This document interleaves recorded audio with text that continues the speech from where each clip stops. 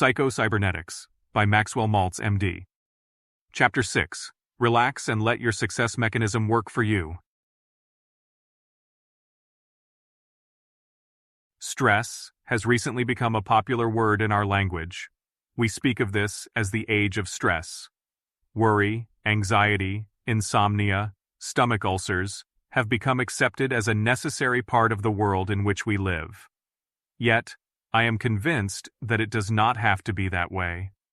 We could relieve ourselves of a vast load of care, anxiety, and worry if we could but recognize the simple truth that our Creator made ample provisions for us to live successfully in this or any other age by providing us with a built-in creative mechanism. Our trouble is that we ignore the automatic creative mechanism and try to do everything and solve all our problems by conscious thought, or forebrain thinking. The forebrain is comparable to the operator of an electronic brain, or any other type of servo mechanism. It is with the forebrain that we think, I, and feel our sense of identity. It is with the forebrain that we exercise imagination, or set goals. We use the forebrain to gather information, make observations, evaluate incoming sense data, form judgments. But the forebrain cannot create. It cannot do the job to be done, any more than the operator of an electronic brain can do the work. It is the job of the forebrain to pose problems and to identify them, but by its very nature it was never engineered to solve problems. Don't be too careful. Yet that is precisely what modern man tries to do: solve all his problems by conscious thought. Jesus told us that a man cannot add 1 cubit to his stature by taking thought. Today, Dr. Wiener tells us that man cannot even perform such a simple operation as picking up a cigarette from a table by conscious thought or will. Because modern man does depend almost entirely upon his forebrain, he becomes too careful, too anxious, and too fearful of results. And the advice of Jesus to take no thought for the morrow, or of St. Paul to be careful in nothing, is regarded as impractical nonsense. Yet, this is precisely the advice that William James, Dean of American Psychologists, gave us years ago, if we would but have listened to him.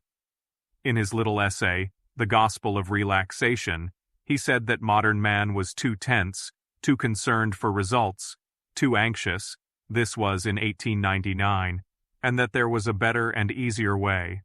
If we wish our trains of ideation and volition to be copious and varied and effective, we must form the habit of freeing them from the inhibitive influence of reflection upon them, of egoistic preoccupation about their results.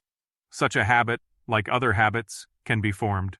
Prudence and duty and self-regard, emotions of ambition and emotions of anxiety, have, of course, a needful part to play in our lives. But confine them as far as possible to the occasions when you are making your general resolutions and deciding on your plans of campaign, and keep them out of the details. When once a decision is reached and execution is the order of the day, dismiss absolutely all responsibility and care about the outcome. Unclamp, in a word, your intellectual and practical machinery, and let it run free, and the service it will do, you will be twice as good. Victory by surrender. Later, in his famous Gifford Lectures, James cited example after example of persons who had tried unsuccessfully for years to rid themselves of anxieties, worries, inferiorities, guilt feelings, by making conscious efforts, only to find that success finally came when they gave up the struggle consciously and stopped trying to solve their problems by conscious thought. Under these circumstances, said James, the way to success, as vouched for by innumerable authentic personal narrations, is by surrender. Passivity, not activity, relaxation, not intentness, should be now the rule. Give up the feeling of responsibility, let go your hold, resign the care of your destiny to higher powers, be genuinely indifferent as to what becomes of it all. It is but giving your private convulsive self a rest, and finding that a greater self is there. The results, slow or sudden, or great or small, of the combined optimism and expectancy, the regenerative phenomena which ensue on the abandonment of effort, remain firm facts of human nature. William James, The Varieties of Religious Experience, New York, Longmans, Green and Company. The Secret of Creative Thinking and Creative Doing. Proof of the fact that what we have been saying is true can be seen in the experience of writers, inventors, and other creative workers. Invariably, they tell us that creative ideas are not consciously thought out by forebrain thinking, but come automatically, spontaneously, and somewhat like a bolt out of the blue when the conscious mind has let go of the problem and is engaged in thinking of something else. These creative ideas do not come willy-nilly without some preliminary conscious thought about the problem. All the evidence points to the conclusion that in order to receive an inspiration or a hunch, the person must first of all be intensely interested in solving a particular problem or securing a particular answer. He must think about it consciously, gather all the information he can on the subject, consider all the possible courses of action, and above all, he must have a burning desire to solve the problem. But, after he has defined the problem, sees in his imagination the desired end result, secured all the information and facts that he can, then additional struggling, fretting and worrying over it do not help, but seem to hinder the solution. Fere, the famous French scientist, said that practically all his good ideas came to him when not actively engaged in work on a problem, and that most of the discoveries of his contemporaries were made when they were away from their workbench, so to speak. It is well known that when Thomas A. Edison was stymied by a problem, he would lie down and take a short nap. Charles Darwin, telling how an intuitional flash came to him suddenly, after months of conscious thinking had failed to give him the ideas he needed for the origin of species, wrote, "I can remember the very spot in the road, whilst in my carriage, when to my joy the solution occurred to me." Lennox Riley Lohr, former president of the National Broadcasting Company, once wrote an article telling how ideas which had helped him in business came to him. Ideas, I find, come most readily when you are doing something that keeps the mind alert without putting too much strain upon it. Shaving, driving a car, sawing a plank, or fishing or hunting, for instance. Or engaging with some friend in stimulating conversation. Some of my best ideas came from information picked up casually and entirely unrelated to my work. Anyone can be an idea man. The American Magazine, March 1940.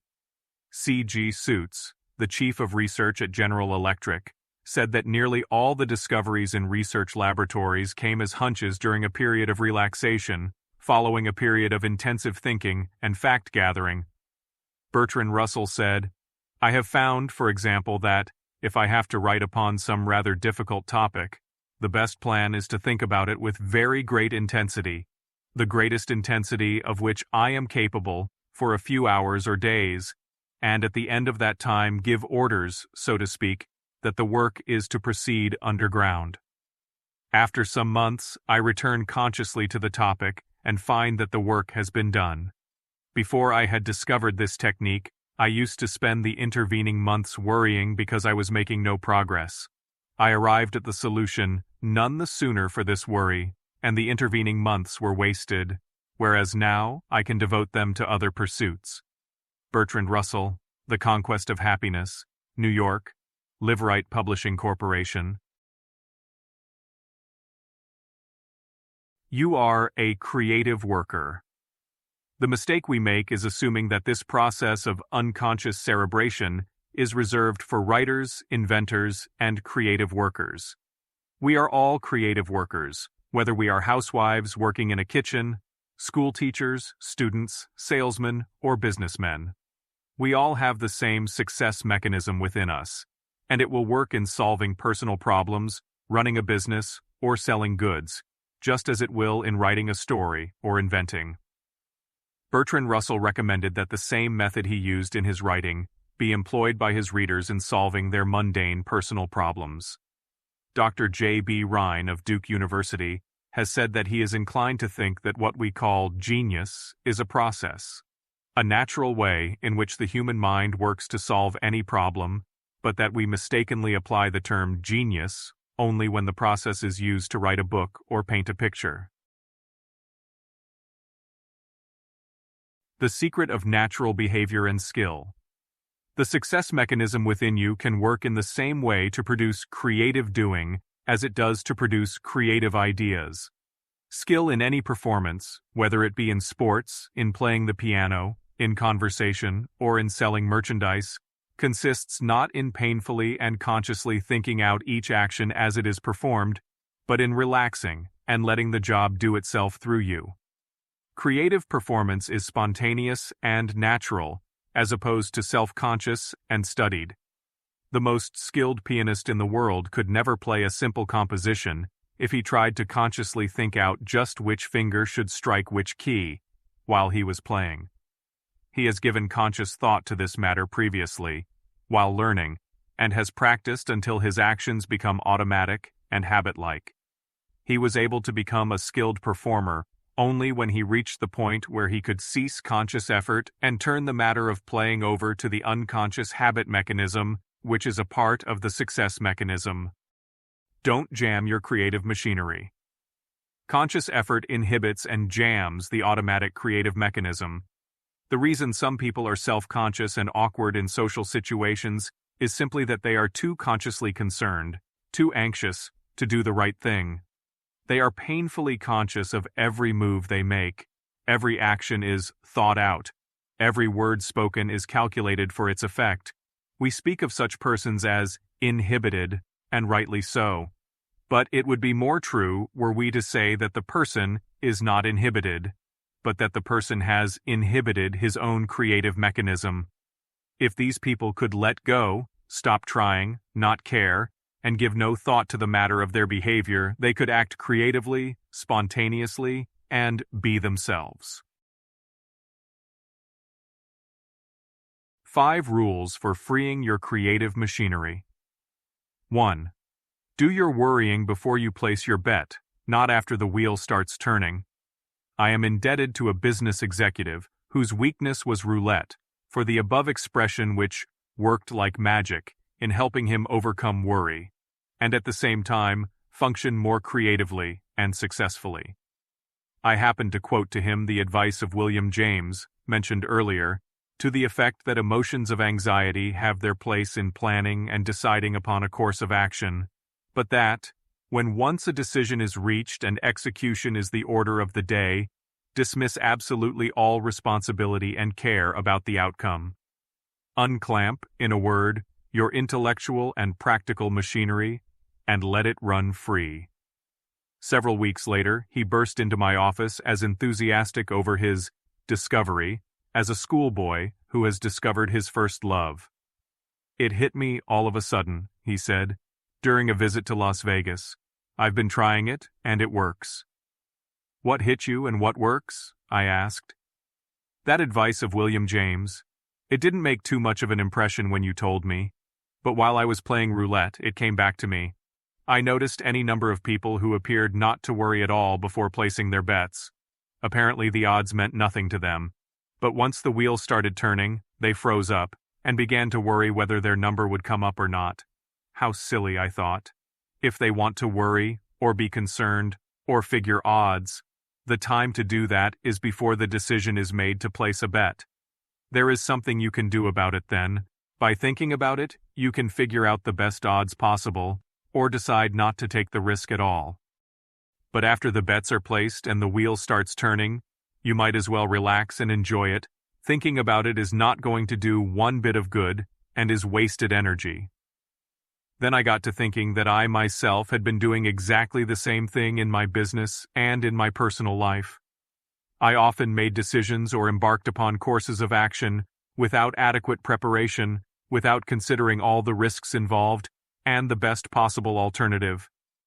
But after I had set the wheels in motion, so to speak, I continually worried over how it would come out, whether I had done the right thing. I made a decision right then that in the future I would do all my worrying, all my forebrain thinking, before a decision was made, and that after making a decision and setting the wheels in motion, I would dismiss absolutely all care or responsibility about the outcome. Believe it or not, it works. I not only feel better, sleep better, and work better, but my business is running much smoother. I also discovered that the same principle works in 100 different little personal ways. For example, I used to worry and fume about having to go to the dentist and other unpleasant tasks. Then I said to myself, this is silly. You know the unpleasantness involved before you make the decision to go. If the unpleasantness is all that important to cause so much concern and not worth the worry involved, you can simply decide not to go. But if the decision is that the trip is worth a little unpleasantness and a definite decision is made to go, then forget about it. Consider the risk before the wheel starts turning. I used to worry the night before I had to make a speech at a board meeting. Then I said to myself, I'm either going to make the speech or I'm not. If the decision is to make it, then there's no need in considering not making it, or trying to mentally run away from it. I have discovered that much nervousness and anxiety is caused by mentally trying to escape or run away from something that you have decided to go through with physically. If the decision is made to go through with it, not to run away physically, why mentally keep considering or hoping for escape? I used to detest social gatherings and go along only to please my wife, or for business reasons. I went, but mentally I resisted it, and was usually pretty grumpy and uncommunicative. Then I decided that if the decision was to go along physically, I might as well go along mentally, and dismiss all thought of resistance. Last night, I not only went to what I would formerly have called a stupid social gathering, but I was surprised to find myself thoroughly enjoying it. 2. Form the habit of consciously responding to the present moment. Consciously practice the habit of taking no anxious thought for tomorrow by giving all your attention to the present moment. Your creative mechanism cannot function or work tomorrow. It can only function in the present, today. Make long-range plans for tomorrow. But don't try to live in tomorrow or in the past. Creative living means responding and reacting to environment spontaneously. Your creative mechanism can respond appropriately and successfully to present environment, only if you have your full attention upon present environment and give it information concerning what is happening now. Plan all you want for the future. Prepare for it. But don't worry about how you will react tomorrow, or even 5 minutes from now. Your creative mechanism will react appropriately in the now if you pay attention to what is happening now. It will do the same tomorrow. It cannot react successfully to what may happen, but to what is happening. Dr. William Osier said that this simple habit, which could be formed like any other habit, was the sole secret of his happiness and success in life. Live life in day-tight compartments, he advised his students. Look neither forward nor backward beyond a 24-hour cycle. Live today as best you can. By living today well, you do the most within your power to make tomorrow better. If you have not read his excellent little essay, A Way of Life, in which he describes the advantages of this habit, I urge you to do so.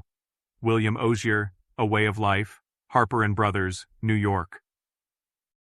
William James, commenting upon this same philosophy as a cardinal principle of both psychology and religion for curing worry, said, of Saint Catherine of Genoa, it is said that she took cognizance of things only as they were presented to her in succession, moment by moment. To her holy soul, the divine moment was the present moment, and when the present moment was estimated in itself and in its relations, and when the duty that was involved in it was accomplished, it was permitted to pass away as if it had never been, and to give way to the faces and duties of the moment which came after. Alcoholics Anonymous uses the same principle when they say, don't try to stop drinking forever, merely say, I will not drink today. Stop, look, and listen. Practice becoming more consciously aware of your present environment. What sights, sounds, odors are present in your environment right now that you are not conscious of? Consciously practice looking and listening. Become alert to the feel of objects. How long since you have really felt the pavement beneath your feet as you walk? The American Indian and the early pioneers had to be alert to the sights and sounds and feels in their environment in order to survive. So does modern man, but for a different reason. Not because of physical dangers, but because of the dangers of nervous disorders, which come from confused thinking, from failure to live creatively and spontaneously, and to respond appropriately to environment. This becoming more aware of what is happening now, and attempting to respond only to what is happening now, has almost magical results in relieving the jitters. The next time you feel yourself tensing up, becoming jittery and nervous, pull yourself up short and say, "What is there here and now that I should respond to, that I can do something about?" A great deal of nervousness is caused from unwittingly trying to do something that cannot be done here or now. You are geared for action or for doing which cannot take place. Keep constantly in mind that the job of your creative mechanism is to respond appropriately to present environment, here and now. Many times, if we do not stop and think about this, we continue to react automatically to some past environment. We do not react to the present moment and the present situation, but to some similar event out of the past. In short, we do not react to reality, but to a fiction. Full recognition of this, and realization of what you're doing, can frequently bring about an amazingly quick cure. Don't fight strawmen out of the past. For example, a patient of mine became jittery and anxious in business meetings, theaters, church, or in any formal gathering. Groups of people were the common denominator. Without realizing it, he was attempting to react to some environment out of his past where groups of people were a significant factor.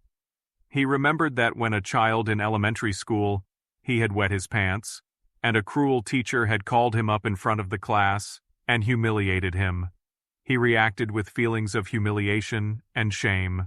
Now, one factor in the situation, groups of people, was reacted to as if it were the entire past situation.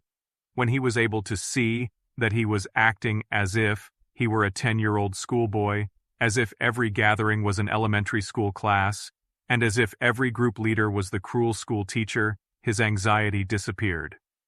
Other typical examples are the woman who responds to every man she meets as if he were some individual man out of her past, the man who reacts to every person in authority as if he were some individual authority out of his past.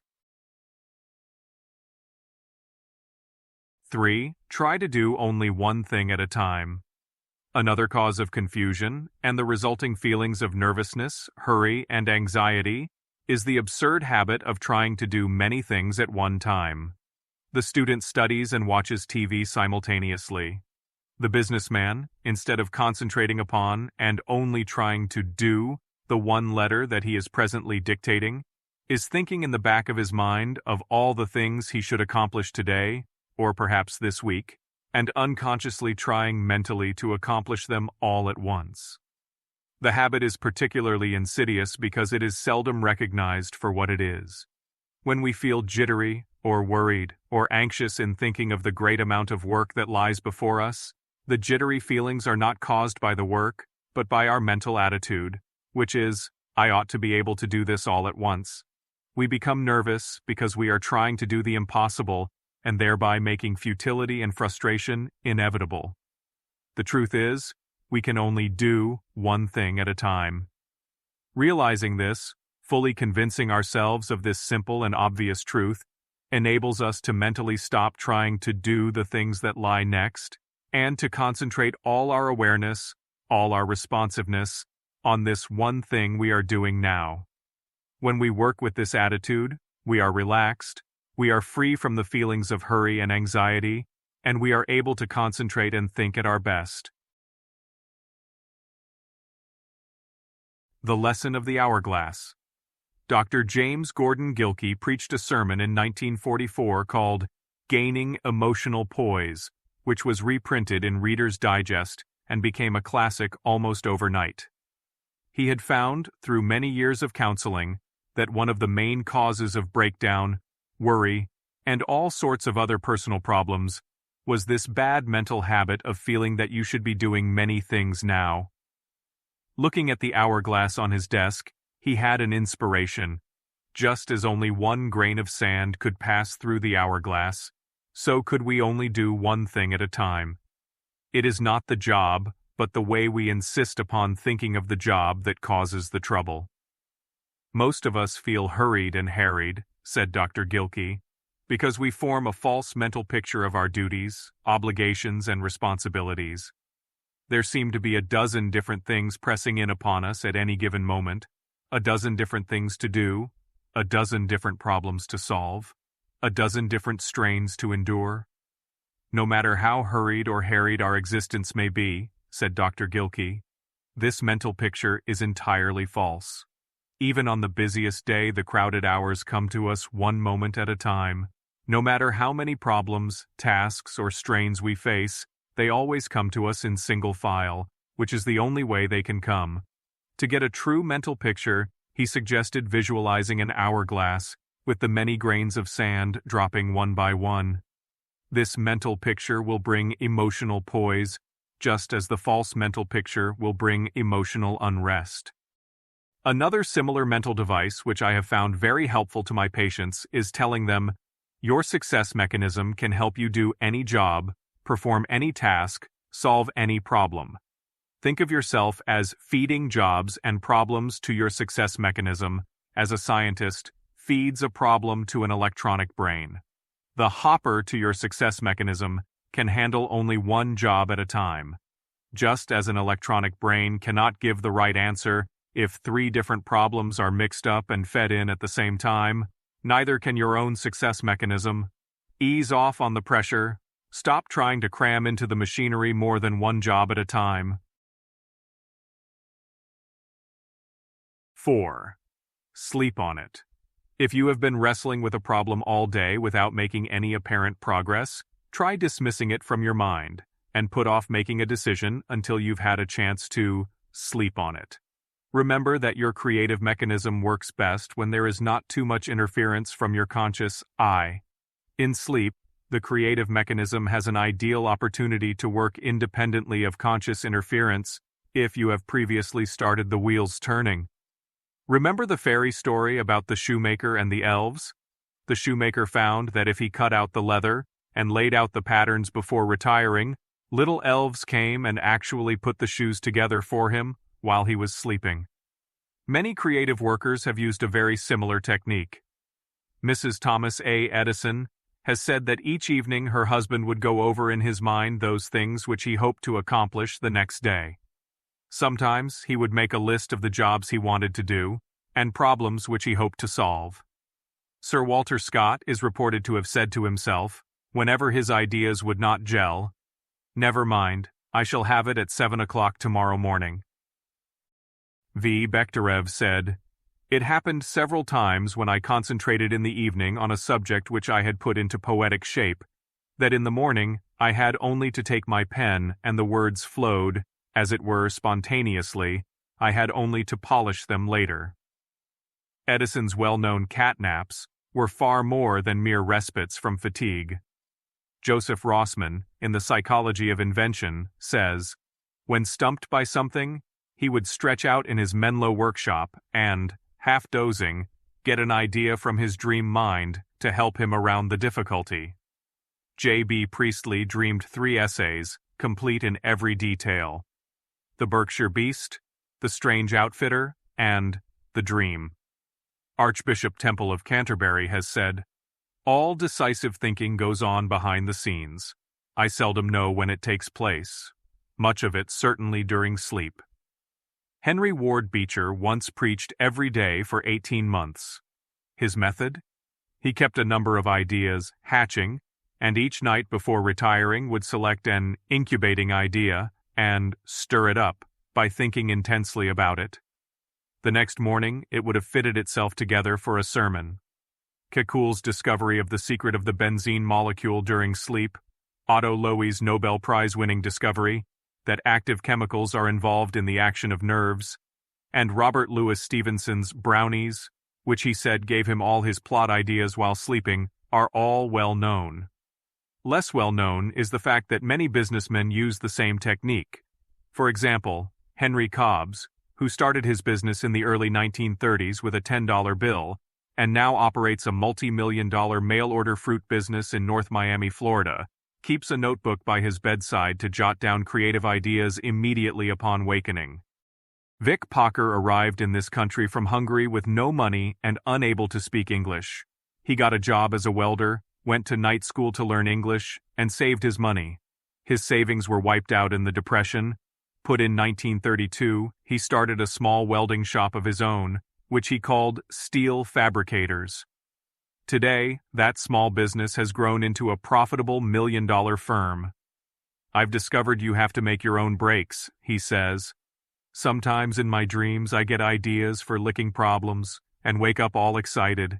Many's the time I've gotten out of bed at 2 a.m. and gone down to the shop to see if an idea would work." 5. Relax while you work. Practice exercise. In Chapter 4, you learned how to induce physical and mental relaxation while resting. Continue with the daily practice in relaxation, and you will become more and more proficient. In the meantime, you can induce something of that relaxed feeling and the relaxed attitude while going about your daily activities if you will form the habit of mentally remembering the nice relaxed feeling that you induced. Stop occasionally during the day, it need only take a moment, and remember in detail the sensations of relaxation. Remember how your arms felt, your legs, back, neck, face. Sometimes forming a mental picture of yourself lying in bed, or sitting relaxed and limp in an easy chair, helps to recall the relaxed sensations. Mentally repeating to yourself several times, "I feel more and more relaxed," also helps. Practice this remembering faithfully several times each day. You will be surprised at how much it reduces fatigue and how much better you are able to handle situations. For by relaxing and maintaining a relaxed attitude, you rewove those excessive states of concern, tension, and anxiety, which interfere with the efficient operation of your creative mechanism. In time, your relaxed attitude will become a habit, and you will no longer need to consciously practice it.